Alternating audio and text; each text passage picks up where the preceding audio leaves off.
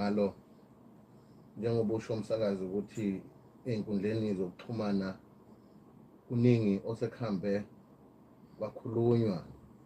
Ngibona kubalulekile-ke kodwa ukuba sizwe ngomlomo ongathathi imanga ukuthi uhlelo lumi kanjani. Qobo lwami emlonyeni ngikhuluma ngibikela isizwe ngohlelo lweNgonyama Trust ukuthi lezi inhlelo zama-Facebook nalezi iy'ndlela zokuxhumana bakwethu, ngiyafisa ukuba nizibhekisise ukuthi ukuxhumana ngokweqiniso ngempela kumi kanjani, ngoba ngiyafisa ukuholela ekutheni isizwe makuza kulokho okubambisene nokuphathelene nesizwe, ngicela ukuthi bakuzwe ngami ngomlomo wami, futhi uma bengezwanga ngami noNdunankulu kwaZulu ukhona, namakhosi akhona ngokubambisana kwethu ubuholi besizwe.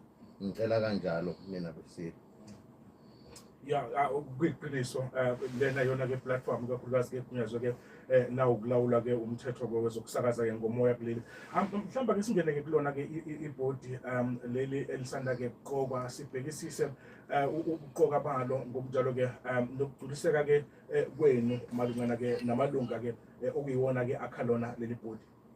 Ngithokoze kakhulu umsakazi, kubaluleke kakhulu ukuba ngibalule ukuthi iNgonyama Trust uhlelo lwayo ukuze ibe khona ngokuthi kungameleke umhlaba wakwaZulu, umhlaba onganyelwe ngamakhosi, onganyelwe isilo, onganyelwe indlunkulu namakhosi asendlunkulu kanjalo. iNgonyama Trust ngithanda ukuba ngibalule futhi ngibonge kakhulu, ngibonge futhi ngiphindelela kuNdunankulu kwaZulu kwathi ngaleso sikhathi sika-1994 abanombono ophuthumayo ukuba akwazi avikele ukuthi uzolivikela kanjani izwe lakwaZulu, okuyingubo kaZulu nempilo kaZulu, ukuthi alifake ngaphansi kweNgonyama Trust. Kwaba yinto futhi nobuhlakani obukhulu ukusuka nje kweNgonyama Trust ukuze ibe khona ngoba ikhona namhlanje. Ngithokoza kakhulu ukuba ngubalule lokhu kini balaleli emakhaya, ukuba umntwana udlale iqhaza elikhulu ekubeni kuvikeleke ingubo yethu thina Zulu kuze kube lesi sikhathi njengamanje. Ngifisa ukuba ngubalule lokho. Uma sengiya phambili, uhlelo lweNgonyama Trust ngenhlahla ey'nsukwini ngike ngahlala noNgqongqoshe umama uThoko uDidiza, okuyena ophethe ezolimo aphinde futhi aphathe ezasemakhaya nezemhlaba, aphinde abe uNgqongqoshe ongamele lona ibhodi ngokwe-trust ohlelweni kahulumeni. Ngeke ngaba nenhlahla yokuthi ngihlangane naye, sibe nomhlangano, sikhulume sichaze ngebhodi, naye echaza ukuthi kumele kume kanjani ngokohlelo kahulumeni nangokohlelo lwe-trust. Sakwazi ukuthi ibhodi liqhamuke ngaleyo ndlela ukuthi lizomeseka kanjani, njengoba likhona nje manje ibhodi eliholwa inkosi uMzimela. Ngifuna sibhekisise-ke wona-ke amalunga amanye kuyahlanganisa-ke yona ibhodi ngale kwayo-ke inkosi uMzimela. Ngakube-ke abantu-ke la banamava esingethemba ukuthi-ke ibhodi liphephile ezandleni zabo. Ngithokoza kakhulu lowo mlayezo ukuba uwubuze ngoba wenza isiqiniseko mina besilo sokuphepha komhlaba, ukuthi njengoba kuqokwa ibhodi elisha, akusho ukuthi kuqalwa izinto ezintsha noma ukuthi kuqalelwa izinto phansi. Njengoba sikhuluma nje, izinto ziyenzeka kakhulu kwiNgonyama Trust, emhlabathini weNgonyama Trust. Kuningi okuyimisebenzi okwenzeka njengoba sikhuluma. Sizoqhubeka siyibambe emsileni lapho bekuvese kusuka khona ngenhlahla leli bhodi. Kulo leli bhodi sinenhlahla yokuthi sinamakhosi amane ukubala futhi khona lapho usihlalo wale bhodi inkosi uMzimela, sibe khona lapho nosomabhizinisi, khona lapho sibe nabezomthetho, siphinde sibe nabakwazi ukuthi ucwaninga ngezindlela ezahlukene. Lokho kusinikeza ithemba ukuthi awuwodwa umqondo ozongena ekubambeni izwe likaZulu ukuthi liye phambili. Ya isikhathi sikhomba ukuthi imizuzu silishumi nantathu ngemuva kwehora lesithupha uma ngabe-ke usanda kusijoyina sinengxoxo-ke la nesiloke sisesihlalweni MisuZulu kaZulu njengalokhu esibhekisisa-ke isimemezelo-ke sakamuva sokuqokwa-ke kwayo-ke ibhodi yeNgonyama Trust. Uzovumelana-ke nami la lesikhulu esekutheleni-ke umlando wangaphambilini-ke wayo-ke iNgonyama Trust kuye kwaba-ke nezinto-ke eziningana eziye zaba-ke amathize ikakhulukazi-ke malungana-ke nokuphathwa-ke kwalo ngaphambilini. Ngibone-ke la phakathi-ke kwezinye zezinto kwistatimende ubonga lo bekade-ke engusihlalo-ke wangaphambilini umnumzane-ke ujaji Ngwenya nosibekade-ke selisingathe-ke cishe-ke isikhathi-ke eside abengakanani amagalelo-ke akhe ukuthi alilethe kulokhu esibona likona kuyimanje. Ngibonge kakhulu umsakazi, umbuzo lona ubalulekile ngokuhloniphekile, ngokuthobeka okukhulu. Nina besilo uma ngikhuluma ngojaji uNgwenya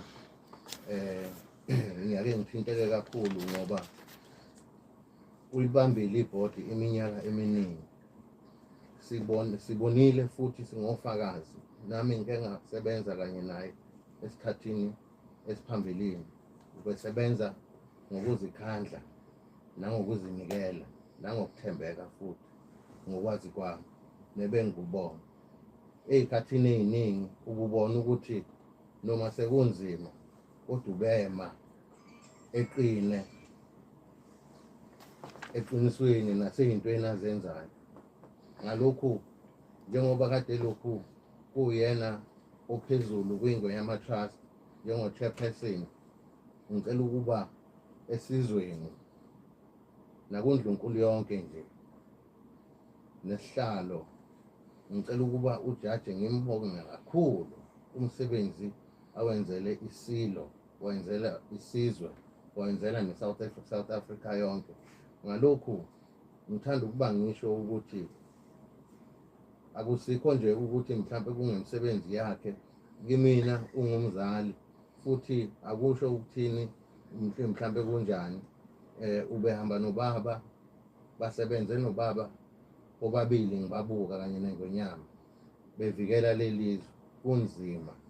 Ngiyambonga kakhulu futhi ngiyazi ukuthi ngoba kukhona iy'nguquko nje ezikhona kwingonyama Trust uzohlezi ekhona njengomaluleki nomqondisi nomuntu onolwazi ney'nhlelo zokuthi izwe nomthetho izwe lakwaZulu kumele ukuthi lime kanjani, ngoba uyawazi umthetho nanenhlonipho yokuthi izwe libuswa ngenhlonipho futhi libuswa nangomthetho. Mhlawumbe uyobalulela ngaphambilini udaba lukaNgqongqoshe uThoko Didiza ukuthi-ke ungomunye walabo-ke ababhekisisa-ke ukuthi-ke wona-ke lo msebenzi-ke uyenzeka ngendlela ngokulawulwa umthethosisekelo. Uthini umthethosisekelo ikakhulukazi-ke wezwe malungana-ke nakho-ke ukuqokwa-ke kwayo-ke ibhodi?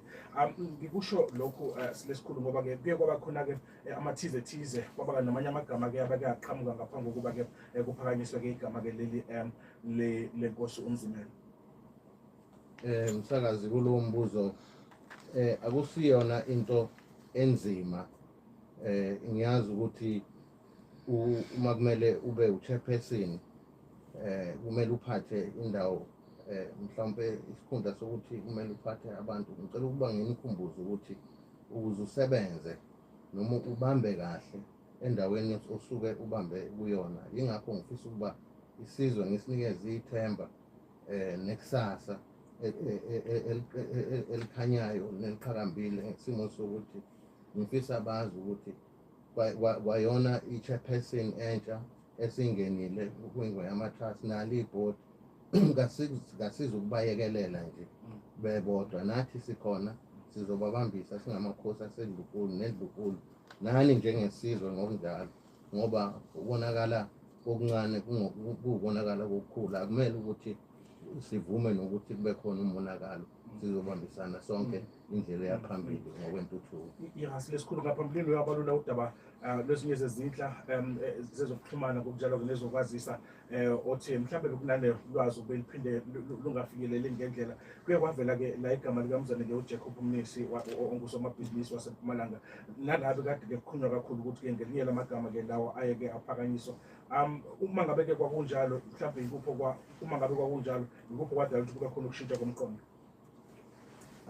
Bakithi ngicela ukuba ngikudalule emsakazini nalokhu ukuthi uJacob Mnisi uqala nje ukumazi kwami ngamazi ngesilo esebuzile umdlokombane ngisewumntwana ngibe nenhlahla lokuthi ngikwazi ukuthi ngisondele esilweni ngisebenze nayo iNgonyama ngokohlelo lwamabhizinisi kwahamba uhlelo la iNgonyama yethula khona uMnisi wamethula kumina ngokohlelo ayefisa ukuthi kukhona iy'nhlelo zamabhizinisi ayefisa ukuba sizenze kuwo umhlabathi weNgonyama Trust. Wathi ucela ukuba sisizane ngimsize ukuze senze umsebenzi weNgonyama. Ngimazi kanjalo uMnisi, sisebenze kanjalo naye futhi sisasebenza ngoba iNgonyama ngeshwa uNkulunkulu usheshe wayikhumbula iNgonyama sisebhizi nayo leyo msebenzi. Sathi-ke sesihlezi wabuya uMnisi esezongikhumbuza ukuthi nansi imisebenzi iNgonyama ishiye ukuthi siqhubeke nayo. uMnisi-ke uqhamuka kanjalo nina besilo ukuthi usebhodini amabhodi noma kukhona la afaka isandla khona akusilona iqiniso lokho akangene ndawo.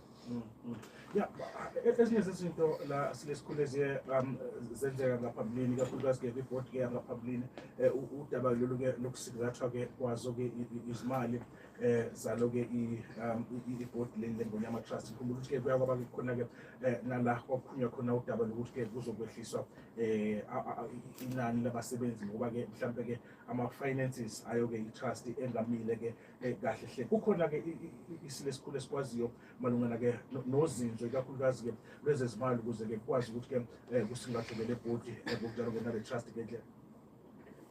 Mina besilo noma ngingezukugxila ngokuphelele ngokohlelo lwezimali kodwa ngiyasithembisa isizwe ukuthi njengoba sazi isizwe ukuthi umsebenzi weNgonyama Trust kuwukuba kuthuthuke imiphakathi.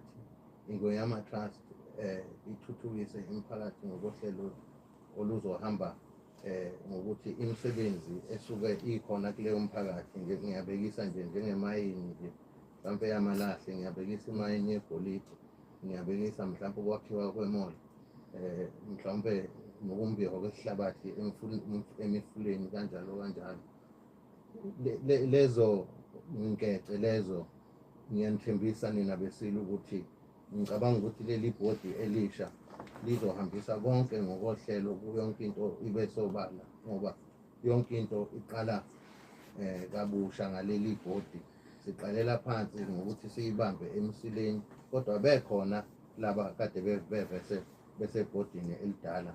Ngalokhu ngininikeza ithemba lonke ukuthi konke kuzohamba ngohlelo ebenidinga ukuthi kuhambe ngalo ngoba zikhona iy'ndlela nezinsiza zokuthi kuzophehlwa kanjani ukuthi kwakhiwe isikhwama noma izikhwama emiphakathini esuke la kunamabhizinisi khona endaweni yeNgonyama Trust. Kukwazeka ukuthi kulezo zikhwama kuzobanjiswana kanjani ngendlela ukuthi iNgonyama Trust ikwazi ukuthi izimele ngesilungu ngasho ngithi self-sustainable kusukela manje. Ngifuna siqhubeke la silesikhulu kakhulukazi-ke sibheke nemiyembiko yangaphambilini ikakhulukazi-ke ipanel lena ebekade-ke yayiqokwe ukuba-ke ibhekisise kubona-ke kusingathwa-ke kwalo udaba lweNgonyama Trust yayiholwa yilo bekade ngumongameli ngaphambilini-ke umnumzane-ke uKhalima Motlanthe. Ngakube-ke le bhodi esiyibonayo ngene izokwazi ukuthi-ke ucubungulisise lo mbiko ikakhulukazi-ke nanjengalokhu ezinye zezinto ebekade-ke iziveza yayikhombisa-ke ukungenami ngendlela ke esinye zesiphakamiso esibeke ngayo esekuthenini ke i-board lena noma i-trust kumele ke isingathe ke ngayo ezinye zezinto ezithinta ke umhlaba. Nizozinikeza yini isikhathi noma ke uthini ke umbono ke wesile esikhulu malungana ke nawo lo mbiko obekade ke wakhiwe ile panel of experts? Ukuphendula nje msakazi lo mbuzo ngamafushane ngingasho ngithi kuzohamba kahle ngokohlelo ngiyazi ukuthi umongameli uMohlanti wayenalo uhlelo la kwi-panel ayebeke khona izinhlelo ezithize zibheke kuyo i-trust, okusho ukuthi ngiyajabula indlela ungqongqoshe umama uThoko Didiza angamele ngayo sonke isimo ngokuqokwa kwebhodi elikhona manje, ngokuthi leli bhodi bakwazile ukuthi amakhosi, ngingasho kanjalo ubukhosi bukwazi ukuthi lube nova ukusho ukuthi igama ukuthi ngobani ekumele bebesebhodini, kanjalo nohulumeni kanjalo uhulumeni waku-national nohulumeni wakhona lapha esifundeni sikwazile ukuthi sihlangane ngaleyo ndlela, okusho ukuthi kuyalingana. Ngicabanga ukuthi kuzosetshenziswana, kuyaqala ukuthi kube nohlelo olufana nalolu okungijabulisa kakhulu nengifisa ukuba nginikeze umphakathi nesizwe sikaZulu wonkana ithemba sekutheni sinamakhosi akhona kuleli bhodi, amakhosi ayinsila futhi ayingubo futhi ayisihlanga salo mhlabathi. Ngiyafisa ukuba lokho isizwe sihlale kusemqondweni waso ekutheni sinamakhosi akuleli bhodi, ukuthi sesiyibambele thina ngokwethu sizokwazi ukuthi umhlaba esawushiyelwa ngokhokho omkhulu siwuvikela kanjani. Ya, isikhathi sikhomba ukuthi MisuZulu singamashumi 25 ngemuva ke